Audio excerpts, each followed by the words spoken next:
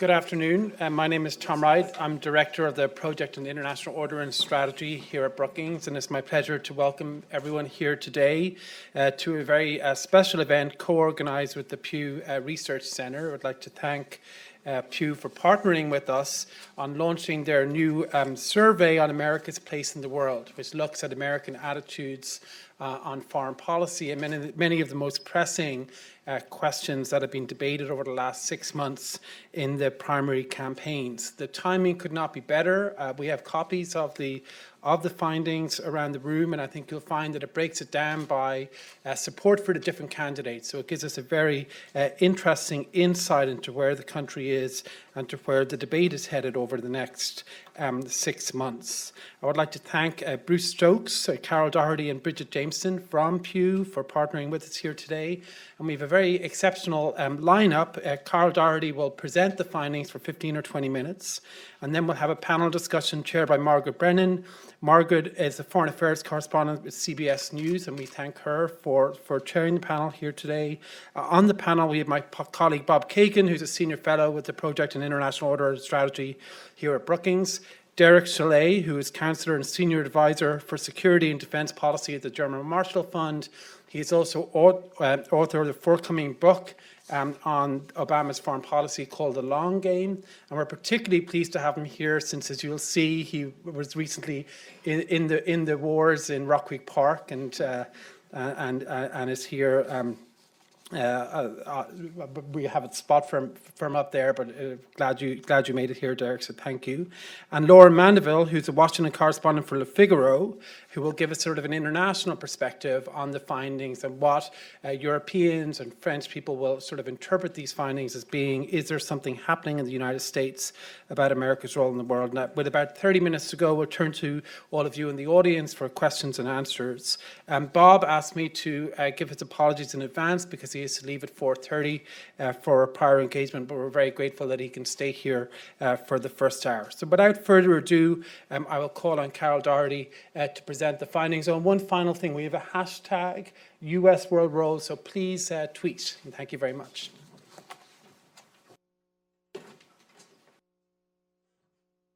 Thank you so much. It's great to reconnect with Bob after many years when I worked at CBS and he was at the State Department. So let me run through these slides. Let me talk about this study a little bit first.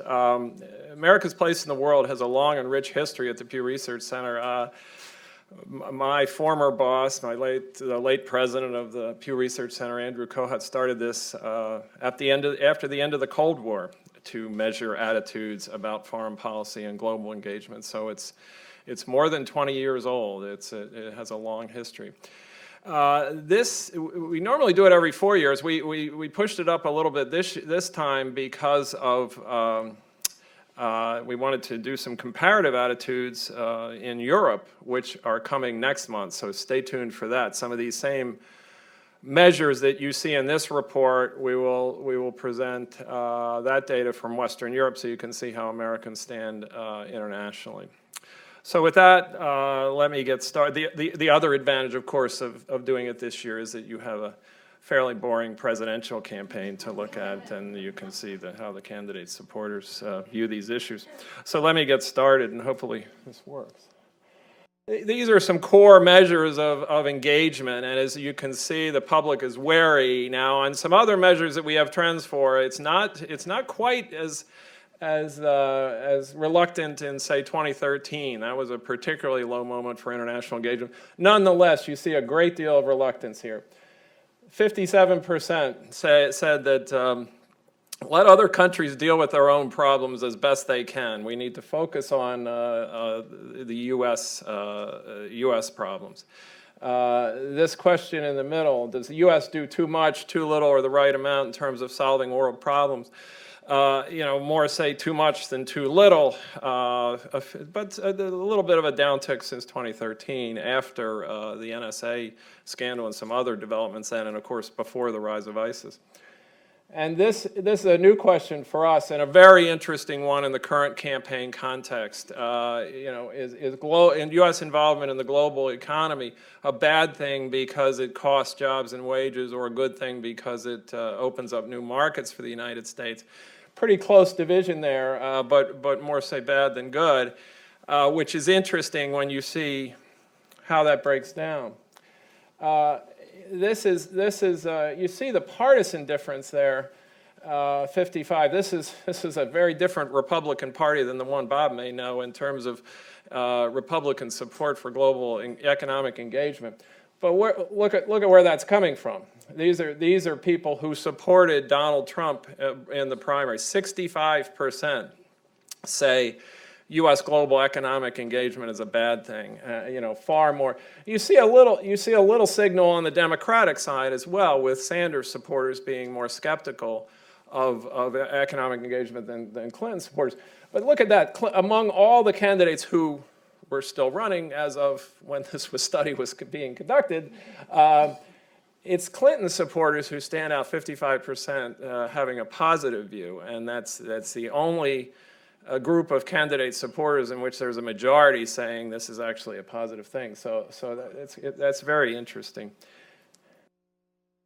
This is when we asked about a number of global threats and how to deal with them, and you see huge divisions. Some of these aren't new, but the magnitude and scope of them are, especially on ideological grounds, very interesting. This is the list. No surprise here that ISIS is the top threat. 80% calling it a major threat to the United States. Cyber attacks gotten a lot of attention in recent years. Also seen widely as a real danger to the United States, global economic instability.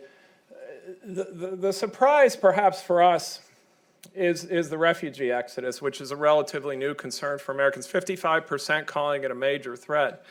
And as you'll see, this really divides along partisan and ideological lines, even though it's a relatively new concern. This is probably a little bit hard to read. You read the legend along the bottom, and you can see liberal Democrats on the left, conservative Republicans on the right. And there's a lot going on in this graphic, so take some time with it. It's very interesting. Liberal Democrats, 81% call climate change a major threat.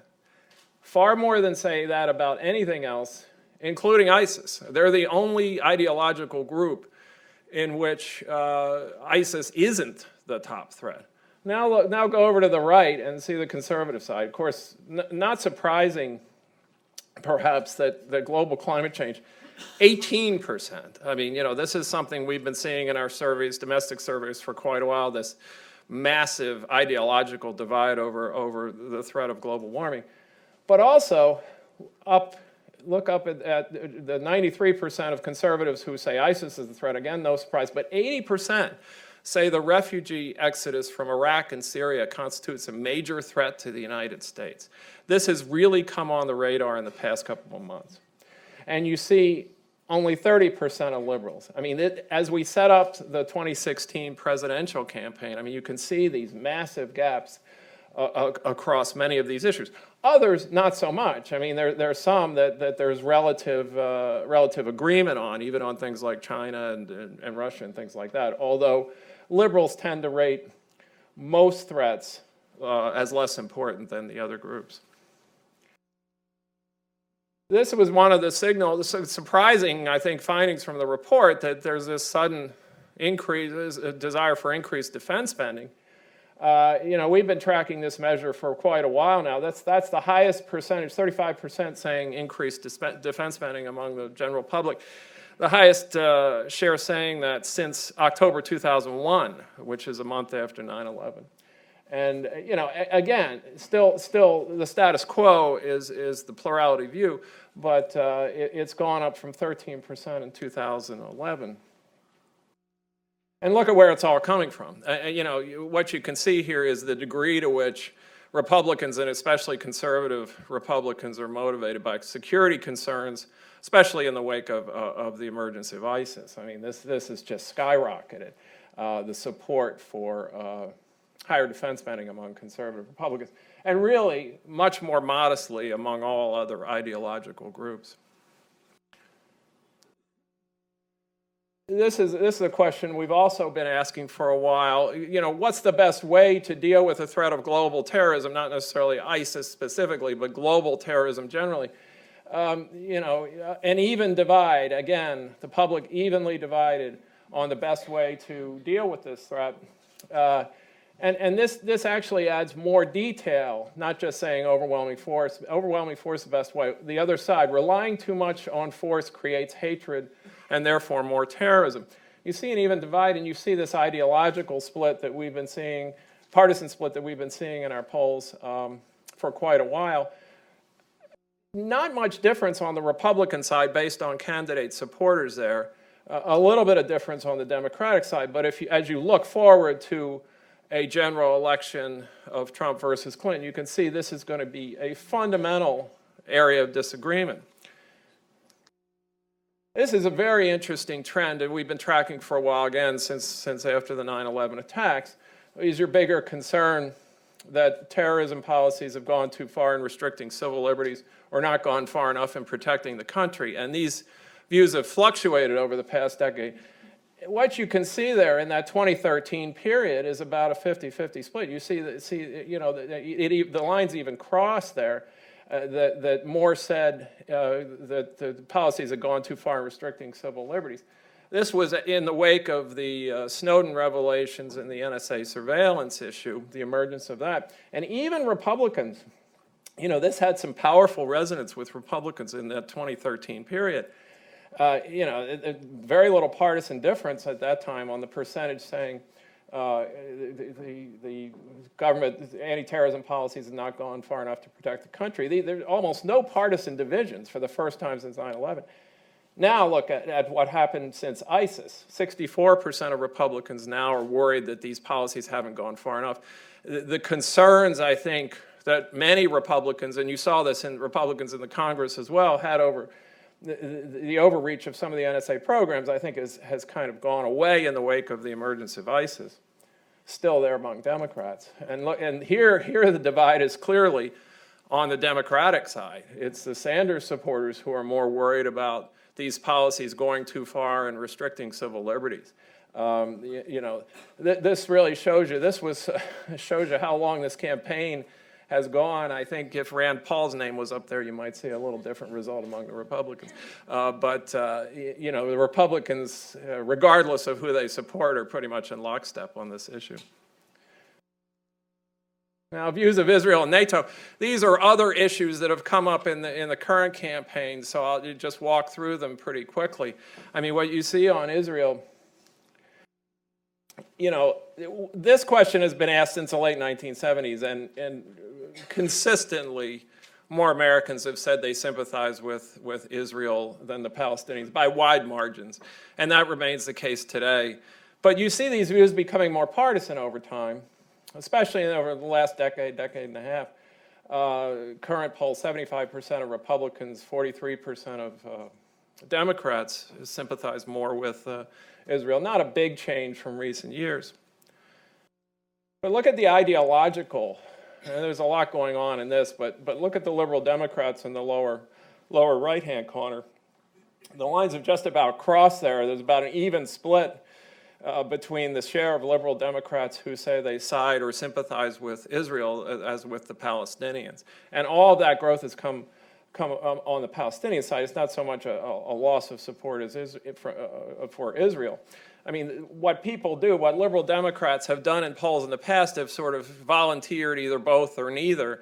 They didn't really take a side. And so those people in particular now are sympathizing more with the Palestinians. If you go to our report, you'll see a big age gap on this issue as well, where young people, millennials in particular, sympathizing more with the Palestinians than in the past. NATO, despite the GOP nominees' rhetoric, 77% say it's good for the United States. I mean, you see this across party lines. It's one of the issues in this survey where you do see some bipartisanship, actually. Trump people are a little bit more skeptical than others. 30% say it's bad for the U.S., which is about double the share among the general public. The highest among any candidate's supporters, Democrat or Republican. But still, this large, overwhelming share saying NATO's a good thing for the United States. Now, this other question it shows a little more nuance. And, is NATO more important to other nations than it is to other NATO nations than it is to the United States? About as important or more important to the U.S.? I mean, there's something going on there with NATO, I think, and that reflects a little bit of Trump's rhetoric. If you take the Trump supporters on that question, about half say NATO is more important to other NATO allies than it is to the United States. So stay tuned for this issue also emerging. But right now, I mean, there's no doubt about the benefits for the United States from NATO. This is something we found in our last report, this kind of, and you see it in the Obama era in particular, this large percentage saying the U.S. is less important and powerful than it had been 10 years ago. It's a relatively new phenomenon. Again, a very partisan issue. You see Republicans in particular saying this.